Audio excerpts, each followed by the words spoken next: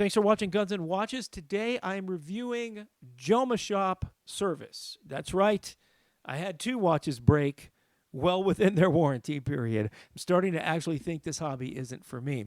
The contrast here is I had a Long Island watch break pretty quickly out of the gate, but it was a low-end watch, and they treated me like I was, red carpet service, sent me a new watch before I even sent the old one back. Outstanding for a $225 watch. You really should find something to buy from Long Island Watch.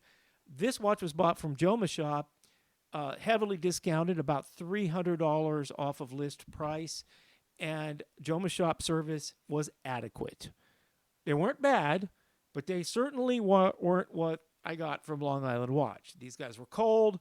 I had to prove that the watch was broken, and then I had to pay to ship it to them, and then they had to accept that it was broken on warranty before they would do anything to it. It took about 6 weeks to get it back, but they did do what they were supposed to do, and the watch came back. It said that the gears were broken, and there were some gears that were broken, so that it was repaired. The movement was not replaced, and it says it was regulated. So the watch probably went to Tissot to get its actual repair. What happened to it was a thing that I think is called helicopter rotor, where when I was winding it, you could feel too much friction, and when I flipped it over, the rotor was spinning like a helicopter, like helicopter rotor.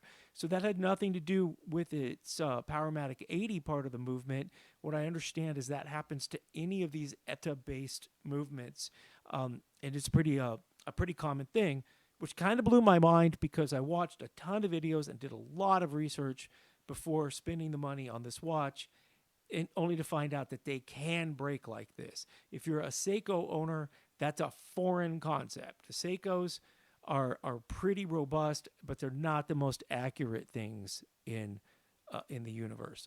Where the Tissot's got going for it is that it is running plus 2.5 seconds a day.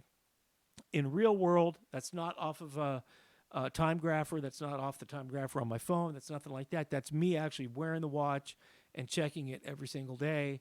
And I'm going to continue doing that for about 6 months to see what I get out of it. And it's plus 2.5 seconds a day, which I understand people pay thousands of dollars for watches that do not perform that well. So it's pretty good. The things that I don't like about this watch are there's a couple of them, and it's not what other people don't like. Other people don't like there's plastic parts inside the movement. The reason my watch is sitting on top of my AR-15 is to show you that those of us in the gun community got over that a long time ago.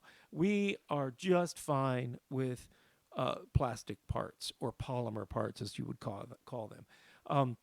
The fore end of the AR-15, the grip of the AR-15, the magazine on the AR-15, and the stock on the AR-15, and the case on the light on my AR-15 are all polymer. My backup sights are polymer. This is the same type of stuff that would go to war on any given AR-15 or M4, and it will come back just fine. In fact, I got a nephew that did 15 months in Iraq, and he brought back the same magazines just fine. So the plastic parts inside the watch don't bug me. If that bugs you, that's cool. I'm not telling you to get over it. If you're a purist and you just want steel and brass components inside your watch movement, you go with that. But for me, that's not my hang-up with this watch. My hang-up with this watch is it says Swiss-made, and I accidentally found out that it's only barely Swiss-made. I bought the aftermarket leather strap for this watch because the bracelet that it comes on, the metal bracelet, is atrocious. It's heavy, it's clunky, and it's probably bulletproof, and it's terrible. It's just something you don't want to wear, and I've tried it twice now, and it's just no good. So I bought their aftermarket leather strap, which is what you're not seeing. You're not seeing that in this video. And it came in a box. It had tiny little letters that said made in China. And then I started looking into it, and it turns out about 40% of this watch is made in China or made with Chinese parts.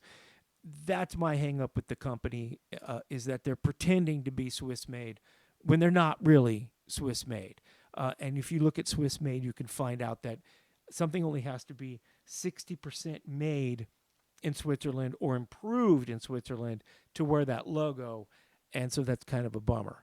For me, that and the uncomfortable bracelet is my two downfalls for it, and the fact that it broke. What it's got going for it is this Powermatic 80 Silicium movement is eons beyond the Seiko movements, or beyond even what people are getting in some of these lower end Omegas and whatever. If I look at the different performance aspects of many of these high end watches, doesn't even come close to this thing. So it's really good. I really like the watch. I'm going to keep the watch. I'm going to wear it every day for 6 months because I'm concerned about the durability, but I am not concerned about the accuracy, nor do I give a rip about there being polymer parts in there, because obviously that made this watch better. It doesn't care about temperature. It doesn't care about magnetism either.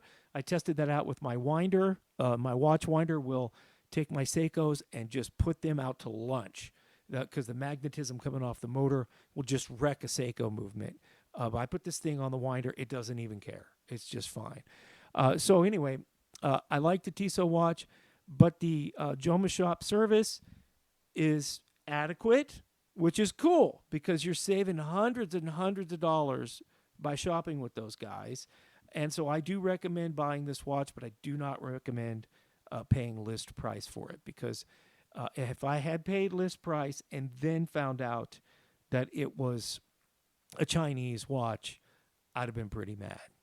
Thanks for watching Guns and Watches. Please like, subscribe, share.